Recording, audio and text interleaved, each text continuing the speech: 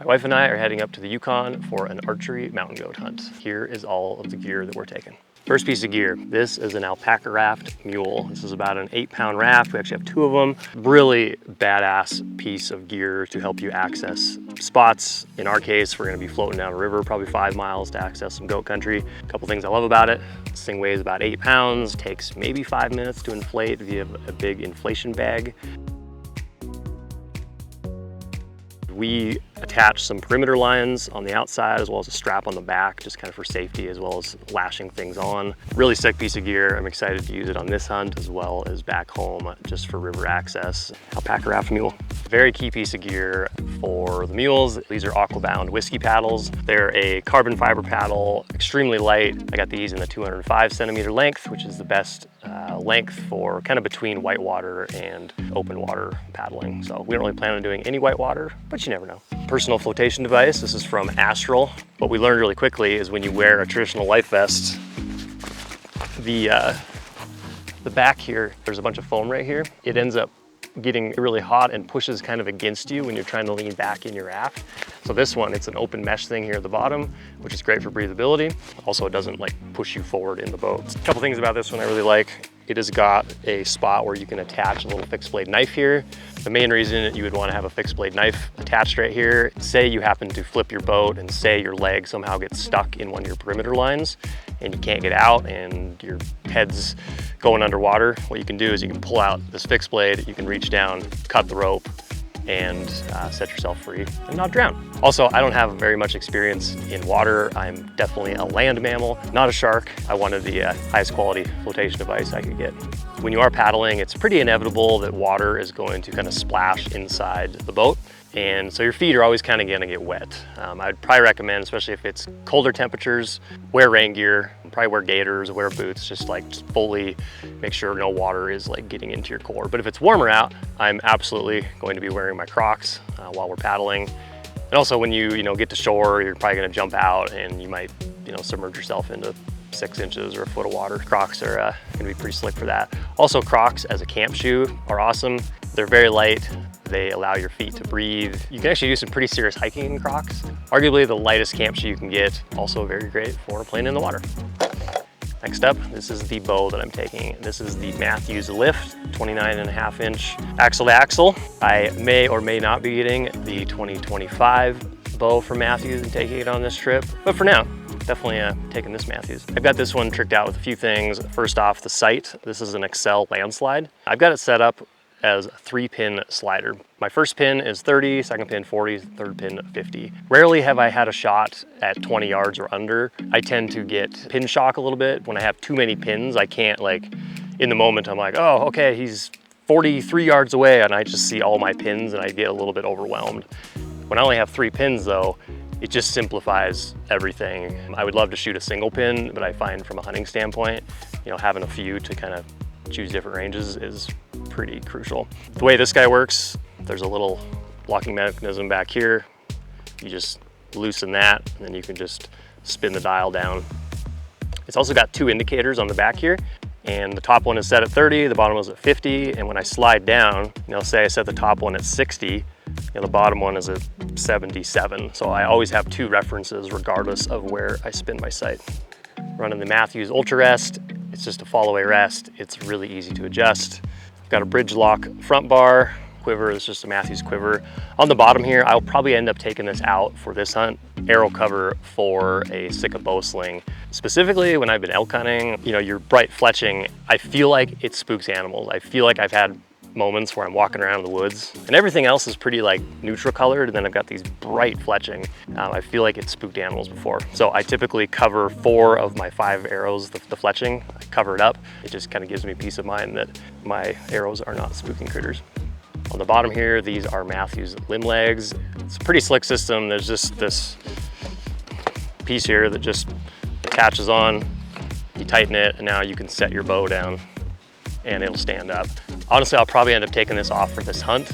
But when I'm doing 3D shoots or just target shooting, I always leave this on. It just kind of sucks when you have to like lean your bow down all the time. Also, I can shoot this thing with the limb legs attached. I can shoot out to 100 yards and I can't tell a difference. I'm sure a better shooter might be able to tell a difference. It's gonna probably cause your bow arm to drop a little bit quicker.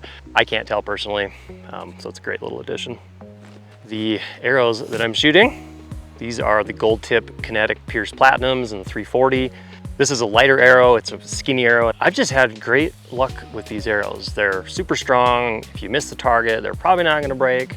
I use hot melt glue on the front here, so if I do end up, bending an outsert, I can just warm it up and pull that outsert out and throw in a new one. On the back here, I've got a white cresting with tack veins. I fletch these in Bitzenberger and I get about a 2-degree offset. They fly great. I like to do 2 orange and 1 yellow. I just find that's a nice color to see in the woods. But for mountain goats, this might actually be a little bit tricky to see when they hit an animal because it's kind of white on white. One thing with that, my primary hunting arrows are going to have nocturnal lighted nocks on the back. Those things are kind of crazy, even in the brightest of day, especially in the evening at low light, but even in the brightest of day, when you shoot, that light on the back of your nock, it lights up and it's literally a laser beam. You can tell exactly where your arrow goes. As for broadheads, there are 3 primary broadheads I really like, and I think I've narrowed it down to the one that I'm gonna hunt with. And the one I'm planning to hunt with is from Evolution Outdoors, Evo Outdoors. It is the Hyde broadhead, that's H-Y-D-E. They're in the mail actually, I'm supposed to get here tomorrow. It is a expandable with a big ol' cutting head on the front. I know some hunters that have shot a number of animals with those things and they're just crazy, crazy devastating. One thing with expandables, and I understand these have got a big cutting head on the front, but one thing when you pull an expandable out of your quiver, it's nice because you're not really worried about accidentally stabbing yourself or like accidentally tapping your bowstring. It's just a little bit less to worry about. If we're going in on a 10-day hunt, I'm just kind of like, geez, I don't really know if I want like a 4-blade fixed head waving around. I've never cut my bowstring, I've never stabbed myself, but if either of those happened, it would be rather catastrophic. So for this hunt, the Hydes from Evo Outdoors. These are the 2 releases that I'm taking. One's primary, one's backup. I'm not really sure which one's primary or backup yet. So one on my left hand, this is a Ibex from Evolution Outdoors, and this one here is a Stan Onyx clicker. This one is a hinge release with a safety, and one really cool thing about it is it can attach to your D-loop and hang there and stay on and not just like fall off. All the other hinges on the market just have a hook that just hooks on, but it could fall off pretty easy. I shoot this one extremely well because there isn't a physical trigger on it. In the past, anything with a big trigger or even a thumb trigger, which we'll talk about this in a minute, but anything with a trigger, what I typically do is I will come to full draw, I'll keep my thumb behind the trigger or my index finger behind the trigger, and I will hold the pin about 6 inches high above where I want to hit. And then in one fluid motion, I'll drop my bow hand and I'll reach around and just slam the trigger. And I actually got really good at it. And years ago, I had a friend convince me to start shooting a hinge, and it totally changed my archery hunting. And then for the longest time, I was like, man, if I could just have a hinge that attached to my D-loop, that would be perfect. Insert this guy.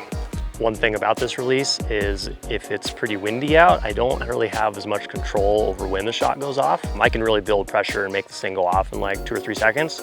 But because there's not a trigger, if we're up on a windy mountaintop and I'm like, all right, the pin is on him, it's hard to just kind of let the pin float, because if the wind's blowing 20 miles an hour, your whole bow might like get thrown off. So that's where having a little bit more shot control comes into place. This one is the Stan Onyx clicker. I was actually at a Yeti event like a month ago. I was getting food behind Joel Turner. He was just asking me about my shot process, and he's like, oh dude, you should try this. It totally gets rid of the reason to have a hinge. I was like, huh, interesting. So I bought it. So it is a thumb button that has got a click in it, and you can actually reset the click while you're at full draw. What it does, you come to full draw, you put your finger on this, you pull until the click, and it's hardly an audible click. You just feel it, and then you pull and then it shoots. What this click does for your mind is it kind of just resets your mind and it brings you back to the shot process. Before, when there was no click, man, my finger would just get close to that button and I would freak out, I would lose it. But when there's a click, when there's an audible little tink, it just kind of like brings you back into your shot and allows you to execute much better. So I've been shooting this really well for the last month since I got it. I'm still a little nervous though when an animal gets in front of me, like what is my mind gonna do? And so that's where the hinge comes into play, because the hinge, I will not punch it. I've shot quite a few critters with hinges over the years, and every single shot has like been executed really, really well. But my hope is long term, I will never shoot a hinge again. I can just use this Onyx clicker. Now let's talk about my bino harness. So this is Sitka's Mountain Optics harness. They did just launch one called the Flash harness. It improves over this one in that the whole strapping configuration, how it attaches, is stupid easy. It attaches and detaches in a flash, hence the name. I'm still running the old one. Vinyls I've got in here, these are Swarovski's 12x42 NL Pures. Rangefinder on the side here. This is the Leupold RX 1400i TBR-W. Very light rangefinder, works great for archery. It has got a bow mode in it, and when you set up bow mode, you can actually put in a few parameters about your arrow speed, your arrow weight, a few others, and it will show the top end of the trajectory of your arrow. So if you are shooting in more brushy environments, you can tell if you're gonna like clear an obstacle or not. So kind of a slick little thing. I've got my rangefinder attached to a very, very short tether here. And the reason is, so when I come up to full draw, I can range, and then I can literally just drop it and then go and draw and shoot. If you don't have a tether or a short tether, you pretty much have to put it back into its case. And that extra movement, that extra half a second, 1 second that it takes to do that might be the difference between getting an animal and not. I just love having it on a short tether, especially again, because I can range. I can literally just drop it and go and shoot. And to be honest, even this tether is a little bit long. What I'd like is to just drop, like literally just to be able to just drop it. So that might be a little modification I make. On this side, this is just one of the little attachments that comes with these bino harnesses. Got a few things in it. Extra pair of sunnies, got some xylitol gum, and then this is my phone scope adapter that I mount onto my phone. And there's these discs here, and different discs for different size optics, but I can literally film with my phone through my spotting scope, through my binos, and get some really, really high quality footage of wildlife. On the front of it here, there's another little sleeve.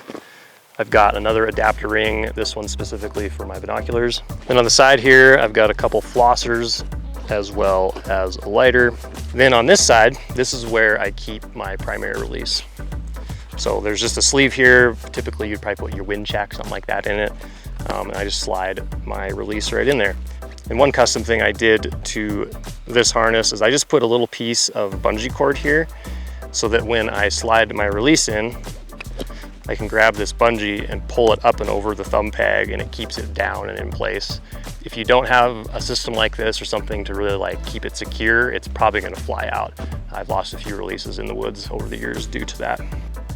This rangefinder case on the side, this is a marsupial gear rangefinder case. Some people do put their rangefinders in one of these side Sika pouches. I find them to be way too deep, and you literally have to like dig in to reach your rangefinder, versus this, it's at the top. Just much easier access, and it just attaches via MOLLE webbing on the back of the harness here.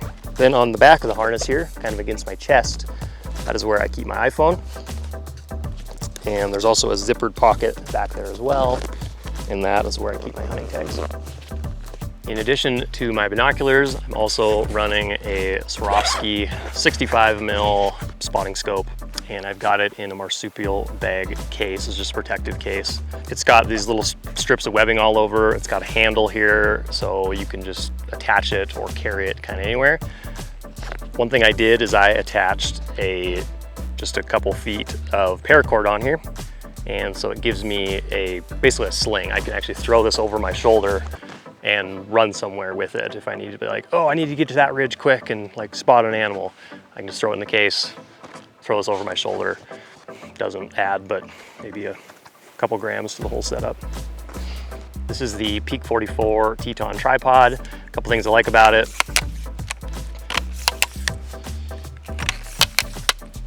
It is a standing height tripod. I think the max height is, I think it's 72. But plenty high for me. It's got a nice fluid head on the top. One feature I really like about this tripod is if you loosen this screw here, you've got a leveling center column. A lot of really high-end cinema tripods that are like 5 grand and weigh 20 pounds have this feature. And it's just really nice because if you get to a glassing position and say you're cattywampus, you're a little crooked, and you really can't get a level, all you gotta do is loosen this and bring it back, and you have a nice level, flat glassing platform. Now, let's dive in to my backpack. So this pack is the Mystery Ranch Metcalf. It comes in 3 sizes, 50 liter, 75 liter, and 100 liter, and they have multiple colors. This one here, 100 liters, I think that equates to about 6,400 cubic inches roughly. One thing I really like about this pack is there's just one big main bag here, and it's got a roll top on the top. And then on the very top here, there's a big 2-compartment lid, which Mystery Ranch, most of their big expedition style packs have this 2-compartment lid, which is super handy. Mystery Ranch lightened up this pack significantly from older versions. Everything's a little bit lighter, but it's still extremely robust. I believe it's just like a 5.5 pound empty pack weight, which is really cool. Let's dive into this pack and I'll kind of show you how I have it set up. So first off, on the left here, I've got a little waist belt pocket. I always keep my headlamp in here. This is the Peaks Backcountry Duo. It's crazy bright. It's got 1,000 lumens on the bright end. It's got both a white and a red mode. Red is nice because bugs aren't attracted to red. So if you're in a really buggy environment, if you switch it to red mode, you're not gonna have bugs flying into your face. Animals are also not spooked by red. It is USB-C rechargeable via one of these 18650 batteries. Battery life is absolutely insane. I mean, I've done 10 days in the middle of winter when you've got 14 hours of darkness every night, and I've never had to recharge. And then a little charging port on the side here. You just unscrew this guy, and the port is right there. Probably my favorite feature is it doesn't matter if you put this headlamp on upside down or right side up, because this housing here, it rotates a full 180 degrees, so you're always going to be able to point it down at your feet. On this side of my pack, I've just got bear spray mounted. Typically, I would like to have bear spray mounted to my chest, to my bino harness, because every time you drop your pack, you are suddenly void of your bear spray, void of your bear defense. Especially in the springtime when we're shed hunting, I always have my bear spray or sidearm mounted right here. All right, now let's dive into the pack itself. So on the back of the pack here, this is just a 4-segment Thermarest Z-Lite. It's literally just a butt pad, but when you're sitting in wet grass or on rocks, super nice to have a butt pad when you're glassing. One thing I have on this pack that is specific to bow hunting is this little cross strap right here. You can buy these from Mystery Ranch. It's just got quick attach buckles, but when I put my bow on the back here, it does have these buckles here, but they're a little bit short, and I just want something that can go around my entire bow. So I attached this piece to kind of hold my bow in place. On the side here, got a 1.5 liter Nalgene. I'll probably have 2 of these, one on each side. And one thing I do specifically, pretty much to all my water bottles when they are attached to the outside, is I keep them attached with a little carabiner. Just had a lot of times when you're going through thick brush, or if you bend over, sometimes your water bottle can fall out. It would really suck to lose your water. On this hunt, I prefer a hard bottle over a hydration reservoir that fits in the back of your backpack, just because sometimes your pack is totally loaded. It's really hard to get water, or that hose can get a little kink in it. It's just a lot easier to manage your water supply when you've got a hard bottle on the outside. When I'm loading this pack, I like to keep the most bulky, heavy items closest to my back and high up as possible. So typically what I'll do is I'll put my sleeping bag and my sleep system down here at the bottom. That's also things that I don't need to access on a regular basis, usually at the end of the day. And then I'll put, stove, food, whatever in the middle. And then at the very top, rain gear, puffy layers, things like that. Yes, those are light, but they're also things that I will want to access throughout the day, and I want to have them handy. And then in my lid, I'll typically put food items, camera gear, extra little hunting things, just things that I want to be able to access quick, because anything that's in the main bag here is just going to be tougher to access. This pack does have a big side access zipper that you can pull this down and reach in and grab things. One problem with that is when you undo the zipper, everything kind of wants to come out. And so it becomes challenging to repack things once you pull something out. But let's dive into this pack and I'll show you all the things that I'm bringing. First item, This is the Peaks Origami TNT. It's basically a tarp that can convert into a much more of a storm shelter, burly, a little bit more of a tent. But basically it's a full-fledged, I think it's a 9'8" by 12 tarp. We found that tarps, especially when you're going into rainy environments, are super handy. It's like, okay, here comes a big squall, or hey, we just want to sit here in glass for hours. And instead of just sitting there in the rain, in your rain gear, just getting drenched, getting your optics all wet, what you can do instead is you can spend 2 minutes, throw up a tarp. Everybody can huddle underneath the tarp in glass and be dry. It's well worth the weight. I think this thing weighs just over a pound. I used to never carry a tarp with me, but last summer we were up in Canada in British Columbia, and the guide we were with on one of the hunts, he brought a tarp all the time, and he would just throw that thing up. We'd all sit under it and stay dry during kind of these like freak rainstorms, and it was pretty epic. With these tarps, it is very key that you bring a trekking pole or two. So I'm gonna be running one trekking pole on the whole trip. My wife will have another one. You can use that to prop up ends of the tarp. This is the Peaks Elite trekking pole. It's got a cork handle. Cork in your hand, it just feels better than foam. It's also cooler than the hand. So if you are a trekking pole person, definitely check out cork. Next item, this is my water filter. This is a Katadyn Be-Free 1 liter filter. It does about 2 liters in a minute. And to use it, it's stupid simple. You literally just pull the cap off, take a big scoop of water, screw this back on, drink or fill up whatever bottle or water transport thing you have. And I think this thing weighs 2.3 ounces, so extremely minimal weight consequence to your whole setup. Depending on where we're hunting, if we're really up high, if we're drinking snow melt or just these little tiny creeks, I'm probably not gonna filter my water, knock on wood. My emergency kit, this is labeled green. I've actually got it labeled emergency kit. Got a front clear window here. I actually found these on Amazon. I did a whole video on my emergency kit in the past. If you wanna watch that, you can check it out right here. Next up is my cook stove. This is the Soto Windburner. I've got it in a Toaks titanium mug. To my knowledge, this is the lightest butane canister stove that you can get. So this little Toaks titanium mug, 750 milliliters, so you can boil plenty of water for one person. If you do 2 people, you basically have to boil twice for meals. I've just got a piece of paper towel on the bottom just to prevent a little bit of rattle, but here's my canister, and then here's the stove itself. Very lightweight. It has got a sparker on the side here, so you don't have to hit it with a lighter to light it every time.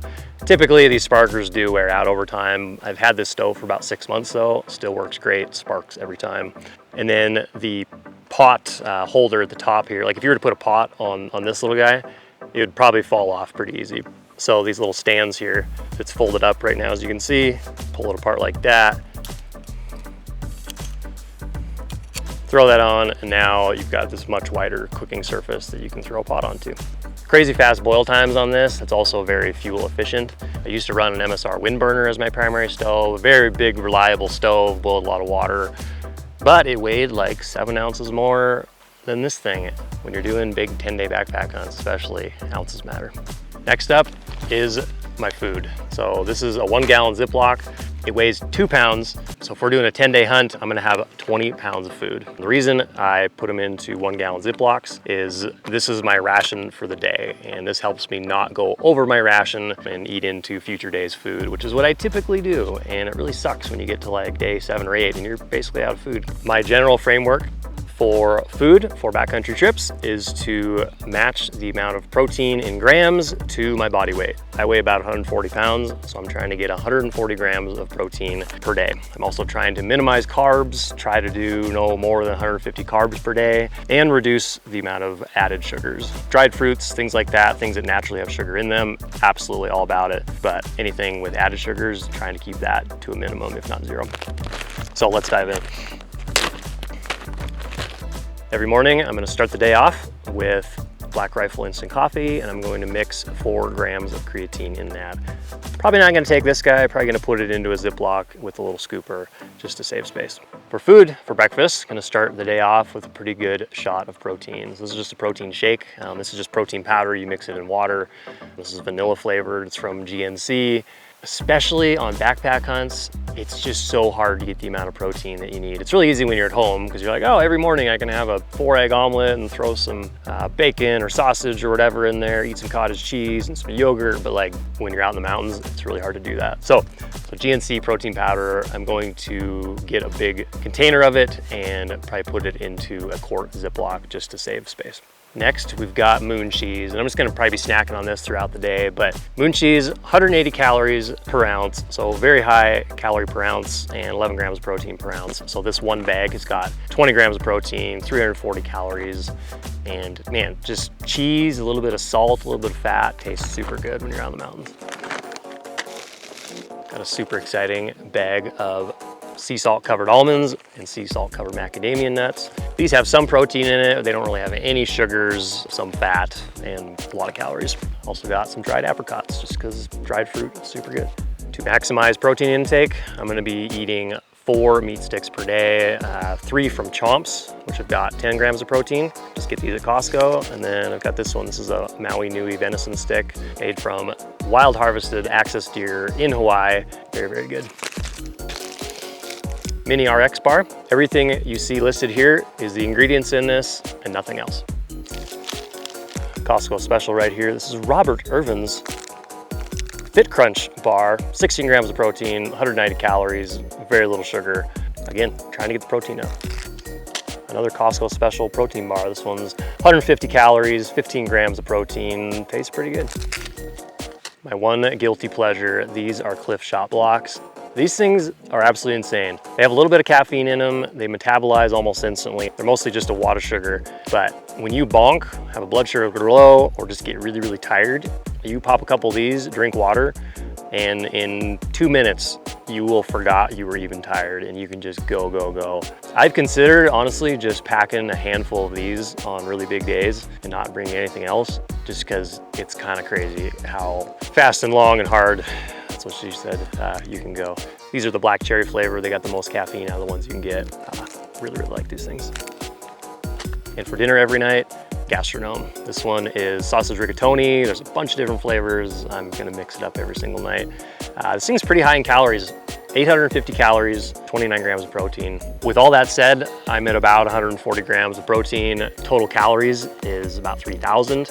So if it was a colder hunt, I'd probably want to bump that up for me to at least 3,500, if not 4,000.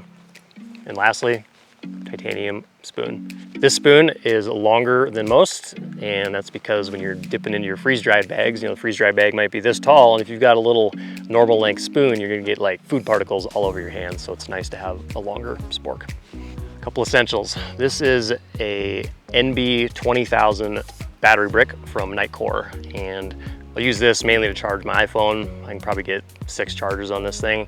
They've done a few studies on various battery bricks, and they found that this NB 20,000 from Nitecore is the most efficient for the weight. It's gonna be real buggy up north in Canada, so bug net to cover up the face. That's a non-negotiable. Next up, footwear. I'm gonna be wearing these boots. I'm not gonna have them in my pack at any time, but these are the La Sportiva Aequibriums in the synthetic version. I've had probably 4 pairs of these boots over the years, from the leather to the built-in gator version. Absolutely love these boots. They are basically a 3/4 shank, so they walk really nice.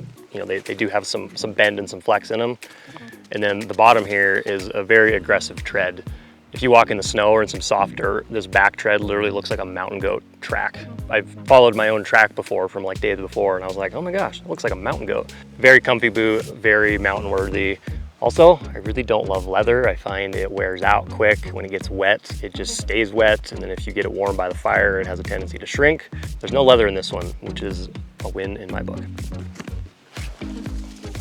Now let's talk clothing. Mid-August in the Yukon, we're expecting like highs, maybe 65 degrees, probably get down into the 30s or 40s at night. It might snow, it might be hot as balls, like a lot of variety. These pants I'm rocking, these are Sitka's Intercept Pants. Very quiet face fabric. They've got removable knee pads.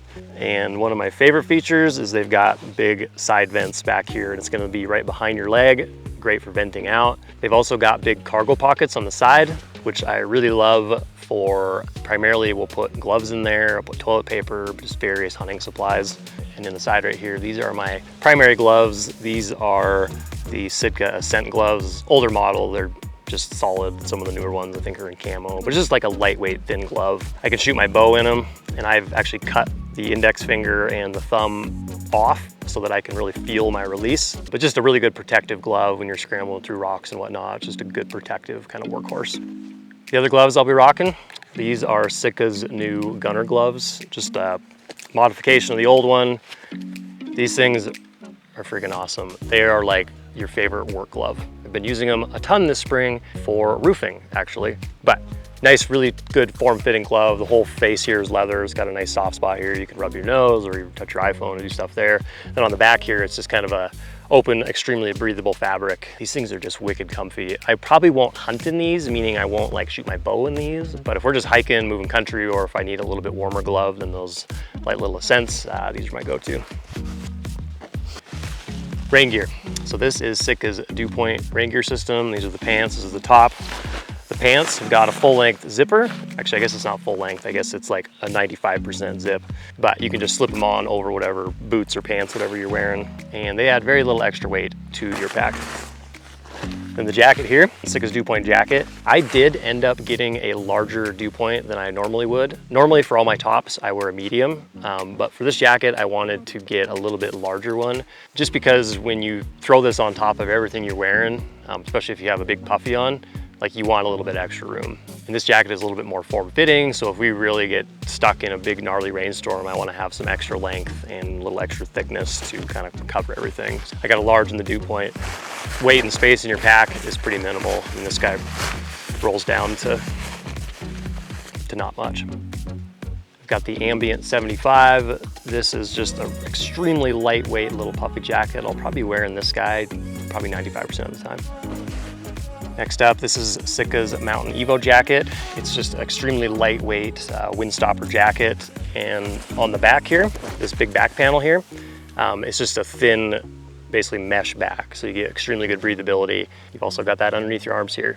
And the reason to have this back completely open with this extremely breathable fabric is when you are wearing your backpack, you're gonna have a big hot spot against your back, but way less so when you've got this big breathable patch back here. My primary insulation layer is this big old thing that doesn't weigh hardly anything. This is Sitka's new Hyperdown Jacket. They make a jacket, they make pants, they also make a sleeping bag. This is the warmest, most puffy product Sitka's ever made. Extremely warm, extremely packable. This thing's actually got gold flakes in it, which I guess that means it helps combat moisture even more. Crazy, crazy piece. I found on all hunts, even summer hunts, even if you're going to Mexico, like having a really big puffy jacket, it's just this really nice layer to add to things and just totally prevents you from getting cold. My last two things, this is my base layer top. This is just a core lightweight hoodie. I'm gonna be wearing solids for most of this trip. I'm not particularly worried about blending into the environment. A lot of these goats probably haven't really seen humans before, so they're not gonna be super spooky. I just personally think solids look better. And lastly, the socks I'll be rocking for this trip, these are Darn Toughs. I'll probably bring 2 pairs for 10 days. Best, burliest sock I've ever owned, and they don't wear out. Next up, let's dive into my sleep system, which again, I typically keep at the very bottom of my bag because it's lightweight and I really don't need to access it until the very end of the day. My tent, this is the Hilleberg Niak. It is they label it as like a 1.5 or a very tight 2-man. My wife and I will be sharing this thing, and in total weighs just about 4 pounds. A couple things I love about it: it's freestanding. You don't really have to worry about like staking it out. It's bug proof, and you can pitch it dang near anywhere. My sleeping pad, this is a Thermarest Neo Air X-Therm. I've probably spent 500 nights on it. I've definitely gotten a few holes over the years, but it's got a very high hour value, which means the heat retention value. So this is basically a 4-season pad. It weighs exactly 1 pound. One thing I did is, if you look at the front face here, there's just like these gobs of glue all over, and actually I ran glue back and forth like this all over it. And what that does is if you happen to be sleeping on a bit of like a decline, it'll actually help you stick to the pad and prevent you from sliding off. For me, and for comfort, this is probably my favorite little thing. This is an inflatable pillow. Typically, I don't like inflatable pillows because they actually put pressure on your ear and you feel like you've been sleeping against a bag all night. But this thing, packed down, it weighs nothing. It takes up hardly any space.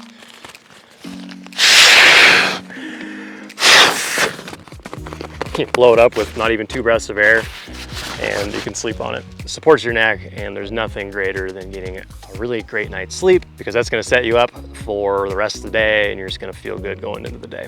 I never skimp out on quality sleep. Which brings me to my final piece, and it's still a bit of a toss-up right now between sleeping bags. In this hand, I've got Sitka's new Hyperdown bag. This is a 15-degree bag, crazy puffy, really, really warm. And then in this hand, I've got a Zen Bivy quilt.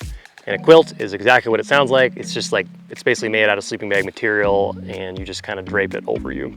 The quilt in total, I think, weighs 5 ounces less than this Hyperdown bag, but the Hyperdown bag is more comfortable, more weatherproof, and if it is buggy, you can just totally bury yourself in this thing. So that is the toss-up right now. A couple other things I will be bringing. One is a kind of a bow repair kit, or just like a few little very important things to work on my bow if I need to, including, you know, Allen wrenches, extra D-loop, a couple extra points, etc. And then I'll probably bring an additional probably dozen arrows or so, TBD, just kind of as backup in case you break your arrows. But in theory, just need 1 arrow. The other thing I'm absolutely going to bring is a couple of blunt tips, and I plan on shooting at least once every single day. Just shoot a stump or a patch of grass or moss or whatever, but just try to get repetitions in, try to be familiar with my bow. What I don't want to do is spend 10 days hunting and then at the end of the 10th day finally have my opportunity and I'm like, oh geez, I haven't even drawn my bow or shot in 10 days. Like, in my opinion, repetition is awesome. It just keeps your mind in the activity, in focus on what you're trying to do. And if you haven't shot for 10 days, like, that might not be very good. Anyway, that is a full run through of all the gear that I'm bringing for this archery mountain goat hunt in the Yukon. We've got our friend Nick joining to come film it. We're planning to make a pretty badass hunting film that we'll release next year. But now we've got like a 40-hour drive. We are leaving about a week early to go do some fishing, so fun times ahead.